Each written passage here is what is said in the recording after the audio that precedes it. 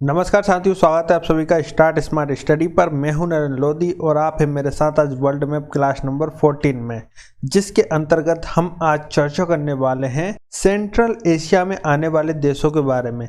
इसमें कितने देश आते हैं सेंट्रल एशिया में और इनकी क्या इम्पोर्टेंस है, क्या क्या इनकी विशेषताएं हैं और क्या क्या महत्वपूर्ण प्रश्न यहाँ से बन सकते हैं। और साथ ही साथ हम देखेंगे काकेशस देशों के बारे में जो कि यहाँ पर आते हैं। आज इतने देशों के बारे में हम चर्चा करने वाले हैं, तो आइए शुरुआत करते हैं अपनी इस क्लास की। तो उससे पहले हम थोड़ा सा एक नज़र मान लेते हैं एशिया पर। एशिया और यदि हम यूरोप को देखें, यदि हम दोनों को देखें तो दोनों जुड़े हैं एक ही भूमि से, लेकिन फिर भी एशिया अलग कॉन्टिनेंट में आता है, यूरोप अलग कॉन्टिनेंट में आता है। तो ऐसा इसलिए होता है क्योंकि जो एशियन प्लेट है यह यूरोप से जब टकराई थी तब यहाँ पर एक पर्वत का निर्माण हुआ था जिसे हम कहते हैं यूराल पर्वत। तो रशिया के ऊपर से आ जाता है यूराल पर्वत, ये आता है कैस्पियन सागर तक, यहाँ से फिर ये इतना सा आ जाता है काकेशस पर्वत, फिर यहाँ से काला सागर होते हुए भूमध्य सागर होते हुए इधर अरब सागर पे आ जाते हैं। ये जो प्लेट है ये है एशियन प्लेट, यह एशियन प्लेट है। इधर पर ये आ जाती है अलग से यूरोपियन प्लेट। तो यहाँ से ये एशिया कहलाता है। इधर वाला हिस्सा जो ऊपर वाला है ये आ जाता है यूरोप, इधर पे नीचे आ जाता है अफ्रीका महाद्वीप और इधर आ जाता है ओशिनिया महाद्वीप। तो ये रहे 4 कॉन्टिनेंट यहाँ पर।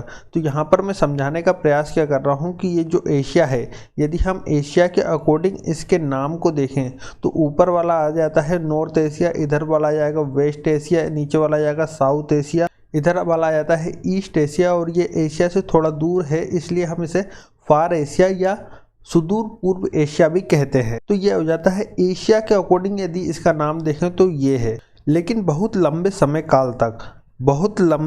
काल तक ये जो यूरोप है, यूरोप ने अपने अकॉर्डिंग एशिया का नाम डिसाइड किया। यूरोप ने इस वाले हिस्से को कहा नियर ईस्ट, यानी कि ये जो यूरोप से करीब है तो इसे कहा इसने नियर ईस्ट, इसे कहा मिडिल ईस्ट, इसे कहा साउथ एशिया, इधर ईस्ट एशिया, ऊपर वाले को नॉर्थ कहा और इधर तो इस वाले को तो फार ईस्ट एशिया ही कहा, इस वाले को कहा ईस्ट एशिया।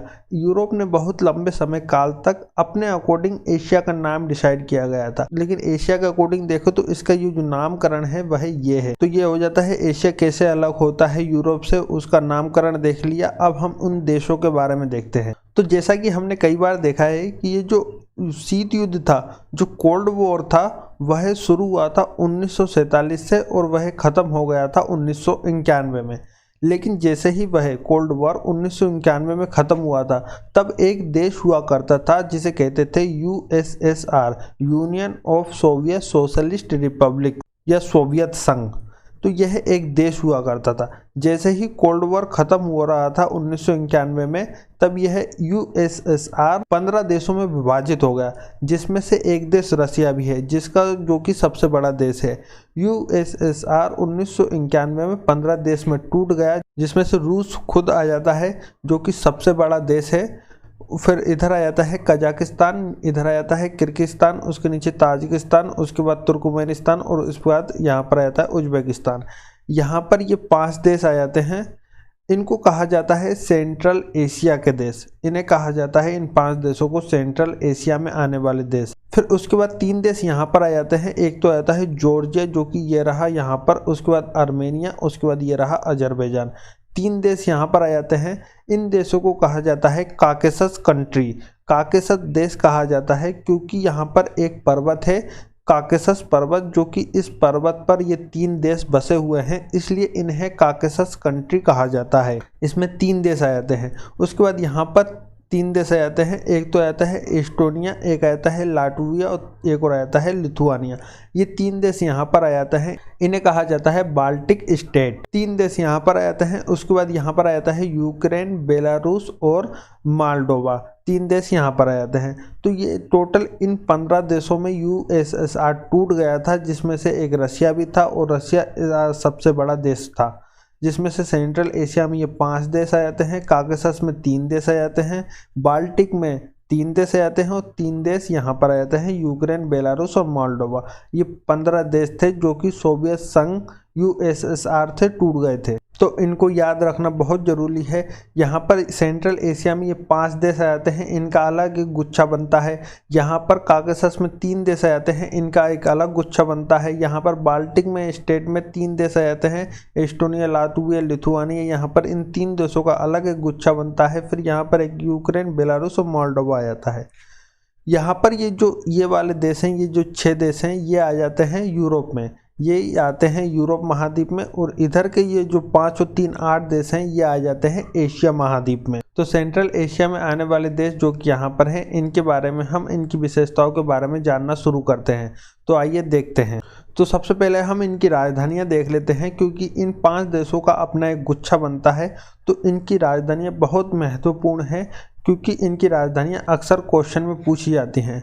तो यहाँ पर जो कजाकिस्तान है, इसकी राजधानी यदि हम देखें तो इसकी राजधानी आ जाती है नूर सुल्तान। कजाकिस्तान जिसकी राजधानी आ जाती है नूर सुल्तान। उसके बाद आ जाता है किर्गिस्तान, इसकी राजधानी आ जाती है बिश्केक। उसके बाद आ जाता है उज्बेकिस्तान, जिसकी राजधानी आ जाती है ताशकंद। उसके बाद आ जाता है ताजिकिस्तान, उसकी राजधानी आ जाती है दुशानबे। और उसके बाद आ जाता है तुर्कमेनिस्तान, इसकी राजधानी आ जाती है अश्गाबाद। इनकी राजधानियाँ बहुत महत्वपूर्ण है, क्योंकि इनका अपना एक गुच्छा बनता है। अक्सर इनकी राजधानियाँ क्वेश्चन में पूछा जाता है, कोई भी 3 या 4 राजधानियाँ उठा के दे दी जाती हैं और उनसे कहा जाता है कि उत्तर से दक्षिण की ओर क्रम में सजाइए।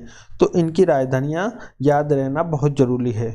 अब हम इनकी थोड़ी विशेषताओं के बारे में यदि हम चर्चा करें, तो ये जो कजाकिस्तान और उज्बेकिस्तान है, इनकी सीमा के मध्य एक सागर है जिसे कहा जाता है अराल सागर। इनकी सीमा पर एक सागर पाया जाता है जिसे कहते हैं अराल सागर। ये जो सागर है, यह एक झील है और इसका जो पानी है वह नमकीन है। यह झील, यदि हम इसकी तस्वीरों को देखें तो यह झील काफ़ी बड़ी झील थी। इसमें शिप चला करती थी, एक ओर से दूसरी ओर आराम से ट्रांसपोर्टेशन भी हुआ करता था इस झील से। लेकिन अभी इस सागर की कंडीशन कुछ और ही है। पहले ये जो अराल सागर है, ये पूरा भरा हुआ करता था कुछ इस प्रकार से।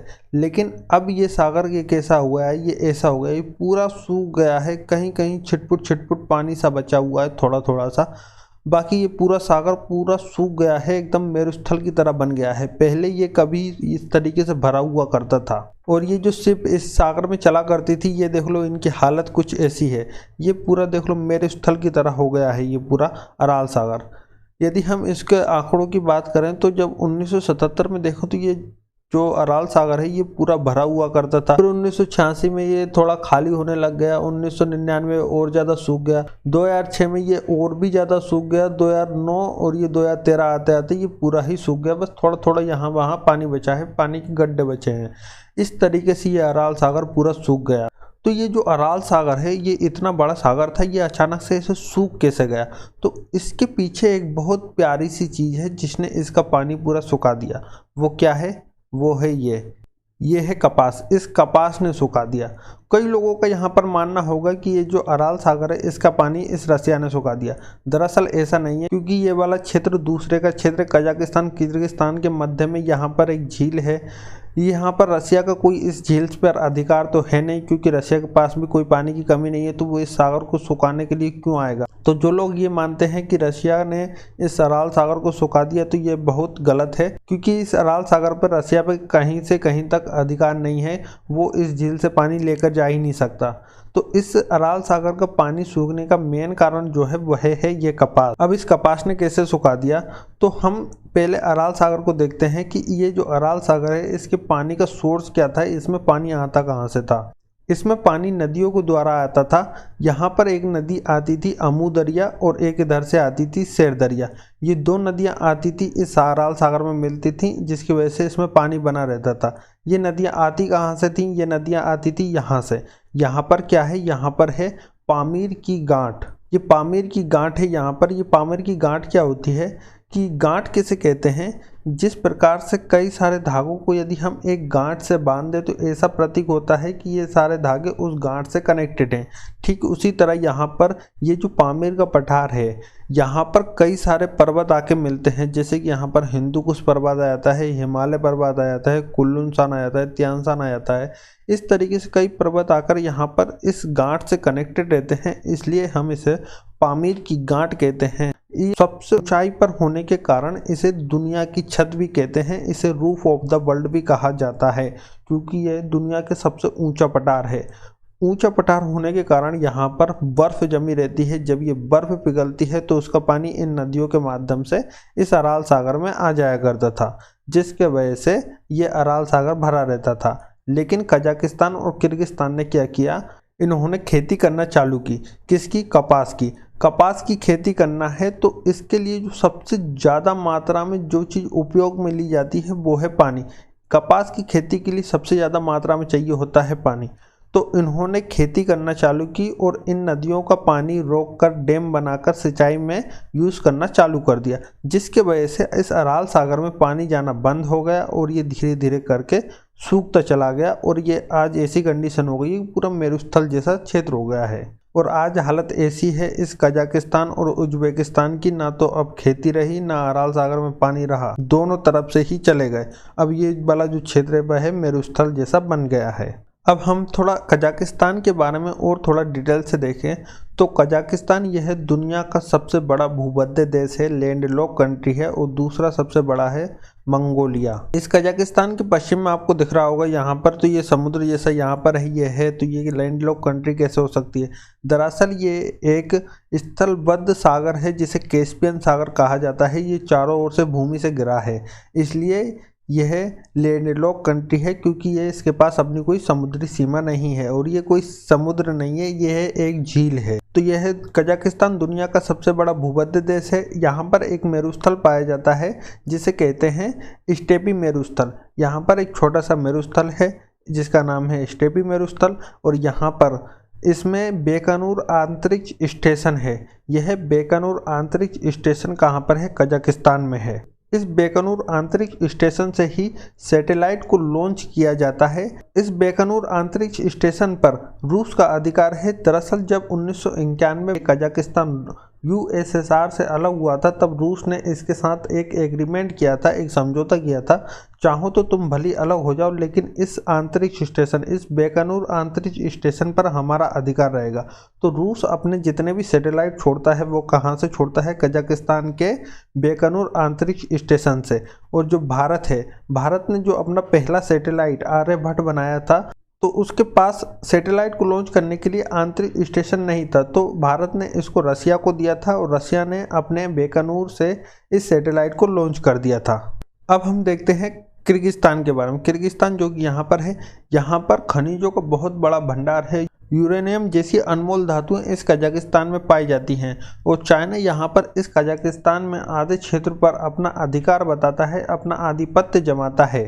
तो इसके साथ कजाकिस्तान के साथ चाइना का सीमा विवाद चलता है। उसके बाद यहाँ पर नीचे आ जाता है ताजिकिस्तान। यहाँ पर इस ताजिकिस्तान में भारत ने अपने एक एयरफोर्स के लिए सेना का अड्डा लेके रखा है, जो कि चाइना ने यहाँ पर CPEC सड़क बनाई है, चाइना से लेके जो पाकिस्तान का ग्वादर बंदरगाह है यहाँ तक। तो इस सड़क का जवाब देने के लिए भारत ने यहाँ पर अपने एयरफोर्स के जवानों के लिए सेना का अड्डा लेके रखा है कि जब भी कोई कुछ होगा तो यहीं से डायरेक्ट इस रास्ते को हम देख सकते हैं। उसके बाद यहाँ पर आ जाता है तुर्कमेनिस्तान। तुर्कमेनिस्तान यहाँ पर गैस का बहुत बड़ा भंडार है। इस तुर्कमेनिस्तान में बहुत अधिक मात्रा में गैस मिलती है, तो भारत ने इस तुर्कमेनिस्तान से गैस लाने के लिए एक पाइपलाइन बिछाई थी जिसे कहा जाता है तापी गैस पाइपलाइन। तापी यानी T यानी कि तुर्कमेनिस्तान, A यानी कि अफगानिस्तान, P यानी कि पाकिस्तान और I यानी कि इंडिया। इस तापी गैस पाइपलाइन को बिछाया था तुर्कमेनिस्तान से इंडिया तक, जिससे कि भारत में गैस इजीली आ सके। यदि हम इसको ट्रांसपोर्टेशन के माध्यम से लेके आएंगे तो यह बहुत महंगी पड़ेगी, इसलिए यह गैस पाइपलाइन का बिछाया गया, जो कि 4 देशों से होकर जाती है, तुर्कमेनिस्तान, अफगानिस्तान, पाकिस्तान और इंडिया। सेंट्रल एशिया में आने वाले देशों के पश्चिम में एक झील पाई जाती है जिसे कहा जाता है कैस्पियन सागर या कैस्पियन झील। यह एक झील है जो कि चारों ओर से भूमध्य है, चारों ओर से देशों से घिरी हुई है। यह एक झील है, नमकीन पानी है इसका। इसके साथ सीमा साझा करने वाले जो देश हैं, एक आ जाता है रशिया। रशिया ऊपर से यहाँ से ये रहा रशिया, जो कि कैस्पियन सागर से अपनी सीमा को साझा करता है। उसके बाद इधर आ जाता है कजाकिस्तान, इधर आ जाता है तुर्कमेनिस्तान, नीचे में आ जाता है ईरान, इधर आ जाता है अजरबैजान। ये 5 देश हैं जो कि कैस्पियन सागर से अपनी सीमा को लगाते हैं, अपनी सीमा को साझा करते हैं। तो यहाँ पर ये जो कैस्पियन सागर है, यहाँ से एक महत्वपूर्ण क्वेश्चन बन सकता है कि कैस्पियन सागर से सीमा साझा करने वाले कितने देश हैं और उनके नाम क्या क्या हैं। रशिया, कजाकिस्तान, तुर्कमेनिस्तान, ईरान और अजरबैजान। अब हम देखते हैं काकेशस देश के बारे में, काकेशस देशों के बारे में। यहाँ पर ये जो 3 देश आ जाते हैं, ये है जॉर्जिया, आर्मेनिया और अजरबैजान। ये 3 देश आ जाते हैं जो कि यूएसएसआर से ही टूटे हुए हैं। इन्हें हम काकेशस देश भी कहते हैं, काकेशस स्टेट भी कहते हैं, क्योंकि यहाँ पर एक पर्वत है जिसका नाम है काकेशस पर्वत, काकेशस माउंटेन। इस पर्वत पर ये तीनों देश बसे हुए हैं, इसलिए इन्हें काकेशस देश कहा जाता है। जिसमें आने वाले 3 देश हैं जॉर्जिया, आर्मेनिया और अजरबैजान। इसमें जो ये जॉर्जिया है, इसकी राजधानी आ जाती है तबिलिसी। यह भूमध्य देश नहीं है। ये जो जॉर्जिया है यह भूमध्य देश नहीं है, क्योंकि इसके जस्ट बगल में यहाँ पर एक काला सागर है। ये काला सागर कनेक्ट है भूमध्य सागर से, भूमध्य सागर कनेक्ट है इधर पर अटलांटिक ओशन से, अटलांटिक ओशन से कनेक्ट है। इसलिए यह जो जॉर्जिया है यह भूमध्य देश नहीं है, इसके पास समुद्री सीमा है। इधर पर आ जाता है आर्मेनिया, आर्मेनिया जिसकी राजधानी एरेवान है, यह भूमध्य देश है, क्योंकि इधर से जॉर्जिया, इधर से अजरबैजान और नीचे भी यह देशों से घिरा हुआ है। इसके बाद इधर आ जाता है अजरबैजान, अजरबैजान जिसकी राजधानी है बाकू, यह भूमध्य देश है, क्योंकि ये जो कैस्पियन सागर है ये किसी बड़े महासागर से जुड़ी हुई नहीं है, यह एक झील है। इसलिए जो अजरबैजान है यह भूमध्य देश है। तो काकेशस में आने वाले वह कौन सा देश है जो भूमध्य नहीं है, तो है वह जॉर्जिया। तो आई होप आप लोगों को इतना समझ में आया होगा। तो मिलते हैं नेक्स्ट वीडियो में।